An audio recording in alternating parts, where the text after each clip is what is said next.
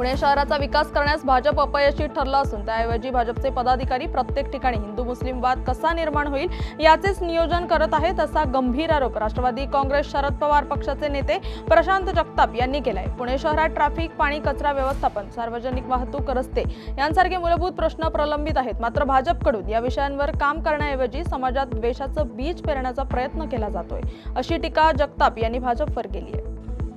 मागील 11 वर्षांमध्ये पुणे शहरातील समस्त नागरिक बंधूंनी अर्थात मतदारांनी भाजपला भरभरून दिलेला आहे। या 10 वर्षांमध्ये म्हणजे साधारणतः 3 लोकसभा झाल्या, 3 विधानसभा झाल्या, 3 वेळेला लोकसभेचा खासदार, आताचे खासदार तर देशाचे नागरी उड्डाण राज्यमंत्री, त्याचबरोबर मागच्या 3 विधानसभेमध्ये 8, 6 आणि पुन्हा 6 आमदार दिलेत। 17 नंतर 100 नगरसेवक या भाजपला देऊन सुद्धा भाजपला पुणे शहराचा विकास करता आलेला नाही। पुणे शहरामध्ये आता अलीकडच्या काळात वाढलेली कोयता गँग, त्याचबरोबर ट्रॅफिक जामची समस्या, ह्या सगळ्या गोष्टींबद्दल नागरिकांच्या मनामध्ये प्रचंड राग आहे, संताप आहे आणि मग ही निवडणूक विकासाच्या मुद्द्याच्या ऐवजी जाती धर्माच्यावर घेऊन जायची अशा प्रकारचा अजेंडा भाजपने रचलेला आहे।